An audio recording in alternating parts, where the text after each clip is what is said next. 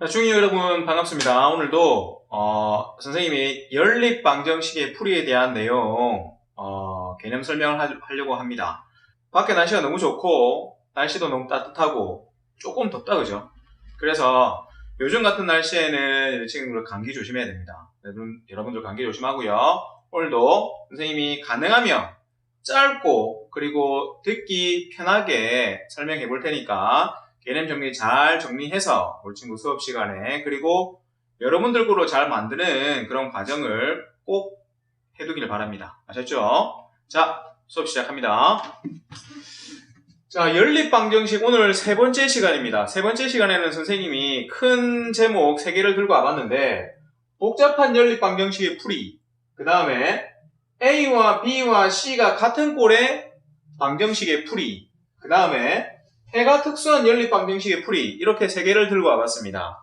자, 여기에서 선생님이 굳이 오늘 중요한 내용을 굳이 꼽으라면 선생님이 요 맨 밑에 있는 요 3번 요거를 꼽고 싶네요. 자, 그렇다고 해서 1번, 2번이 중요하지 않다는 건 아닙니다. 하지만 1번, 2번은 우리 친구들이 해보면 알겠지만 워낙 많이 해보기 때문에 우리 친구들이 잘 할 수 있는 내용들인데 3번만큼은 우리 친구들이 의식적으로 기억을 해둬야 되는 부분이 있습니다. 그렇기 때문에 3번을 조금 중요하다고 선생님이 별표를 쳐놓은 겁니다. 자, 한번 설명해 볼게요.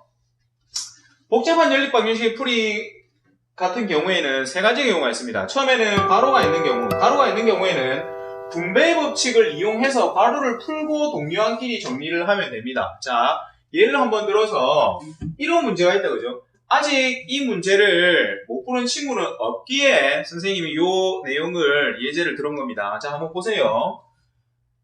마이너스하고 x 플러스 y 이렇게 돼 있죠. 가로 안에 x 플러스 y는 가로 안에 있는데 이 말은 마이너스 1이 가로 밖에 있다는 얘기입니다. 그래서 이거를 분배 법칙으로 이렇게 하게 되면 마이너스 x 마이너스 y가 되겠죠. 이런 식으로 분배를 해서 동료한끼리 정리를 하는 게 바로 가로가 있는 복잡한 연립방정식의 풀이가 되겠습니다. 자, 그 다음 두 번째, 개수와 분수인 경우. 우리 친구들이 이 두 개 중에 특히 개수와 분수인 경우를 조금 어렵게 생각하는 경우가 있어요. 우리 친구들 문제로 분수가 나오면 조금 어렵게 생각하는 경우가 있는데 어렵지 않습니다. 한번 잘 보세요. 선생님이 어떻게 풀이하는지. 자, 분모의 최소 공배수를 곱해. 자, 분모의 최소 공배수를 곱해가지고 개수를 정수로 만들어준다. 이게 중요하죠. 개수를 정수로 만들어준다는 게 중요합니다.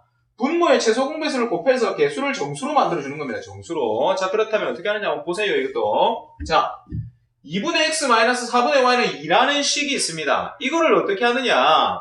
자, 분수의 뺄셈 모양이잖아요. 그죠? 그러면은 일단은 우리가 분모를 통분한다 라는 생각을 가지고 있어야 됩니다. 분수의 덧셈 뺄셈이 모양이 나오면 분모를 통분한다 라는 생각을 가지고 있어야 됩니다. 자, 그러면 이 녀석은 뭐로 통분할까요?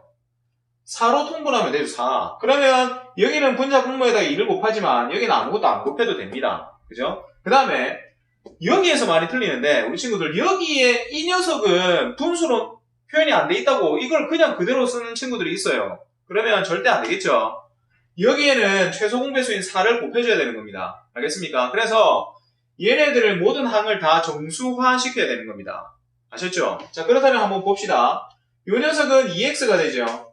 마이너스 얘는 곱해준 게 없으니까 y 그대로 써주면 되고 얘는 8이 돼야 되는 겁니다. 8. 알겠습니까?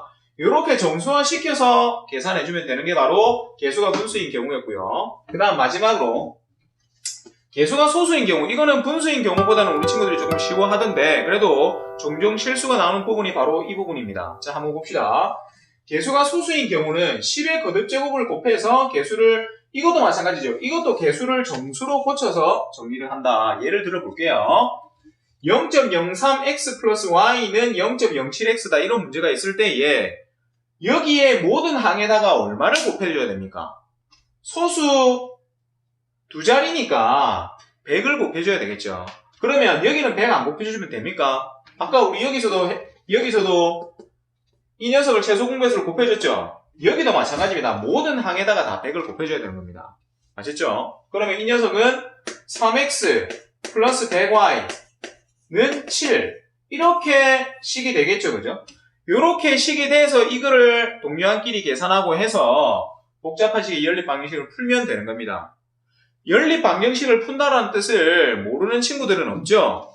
x나 혹은 y 등의 미지수를 구하는 것이 바로 방정식을 푼다라는 뜻이라 했다, 그죠? 항상 명심하세요. 자, 그 다음에 a는 b와 같고 b는 c와 같다 꼴의 방정식의 풀이. 이건 어떻게 하냐면 두 개씩 묶어, 적당한 것끼리 두 개씩 묶어서 이렇게 식으로 나타내면 됩니다. 어차피 연립 방정식이잖아요, 그죠? 그래서 반드시 식이 두 개가 한 쌍이 이렇게 하나로 묶여야 됩니다. 그렇기 때문에 그것만 생각한다면 우리 친구들이 a는 b와 같고 a는 c와 같다를 하나로 묶어도 되고, 또는 a는 b와 같고 b는 c와 같다를 하나로 묶어도 되고, 또는 a는 c와 같고 b는 c와 같다를 하나로 묶어도 됩니다. 알겠죠? 이 내용은 많이 어렵지 않은 부분이라서 선생님이 이 모양만 설명하고 넘어갈게요. 자, 그 다음 아까 선생님이 초반에 얘기했던 것처럼 중요한 내용입니다. 세 번째, 해가 특수한 경우라고 했죠. 해가 특수한 연립방정식의 풀인데 해가 특수한 경우가 많지 않습니다. 다행스럽게. 두 가지 있습니다. 두 가지. 자, 해가 특수한 경우 어떤 경우인지 한번 봅시다. 처음에는 해가 무수히 많은 경우. 해가 뭡니까? 해는 바로 근과 같은 뜻이고 x나 y 등의 미지수의 값이라고 했죠. 해가. 맞습니까? 자, 그럼 보세요. 해가 무수히 많은 경우란 말은 x나 혹은 y에 어떠한 숫자를 대입시켜도 그 식이 성립되는 경우를 얘기하는 겁니다. 자, 한번 보세요. 0 곱하기 x가 0이다. 그러니까 이거 보세요. x에다가 어떠한 숫자를 집어넣든지 간에 그 숫자는 0이랑 곱해진다. 그러면 얼마가 되는 겁니까? 맞습니다. 0이 되는 거죠. 문제가 성립하잖아요. 그죠? 맞죠? 또는 0 곱하기 y의 값이 0이다. 이것도 마찬가지죠. y의 값이 어떠한 값이 대입되든지 간에 얘는 이 식이 성립이 됩니다. 그러면 얘는 해가 무수히 많은 경우가 되는 겁니다. 왜냐하면 x든 y든 이 식에 대입시켰을 때 성립이 되니까. 하지만 해가 아예 없는 경우, 해가 하나도 없는 경우가 있습니다. 그때는 어떤 경우냐면 0 곱하기 x가 다른 상수 k가 될 때, 그러니까 0이 아닌 어떠한 상수 k가 될 때는 이거 식이 성립이 되질 않죠. 0이랑 어떤 수랑 곱했을 때는 0이 나와야 되는데 0이랑 어떤 수랑 곱했더니만 k가 나왔다. 이렇게 돼버리면 이 식이 성립을 안 합니다. 그죠? 그러면 해가 없는 경우다 이 말입니다. x의 값이 없습니다. 이걸 만족시키는 x의 값이 어디 있습니까? 그죠? 맞습니까? y도 마찬가지죠. 0 곱하기 y가 어떠한 상수 k다. 당연히 0이 아닌 k다. 이렇게 돼도 식이 성립 안 되잖아요. y에 어떠한 값이 들어가든지 간에 0이랑 곱해주면 0이 돼야 되는데 상수 k가 됐다 했으니까 안 되잖아요. 그죠? 그래서 이 해가 특수한 연립 방정식의 풀이에서 이 두 가지는 어렵지 않은 내용이지만 굉장히 중요한 내용입니다. 그렇기 때문에 우리 친구들이 반드시 기억을 해줘야 되는 부분입니다. 고등학교 과정하고도 연계가 됩니다. 그렇기 때문에 우리 친구들이 반드시 잘 알아야 되고요. 자, 우리 이제 예제 문제를 풀어보면서 개념을 잡아보도록 합시다. 예제 문제 한번 보도록 하겠습니다. 자, 예제 문제. x는 3y-5고 4x-2하고 x 플러스 3y는 마이너스 10이다 라는 문제가 있습니다. 자, 그죠?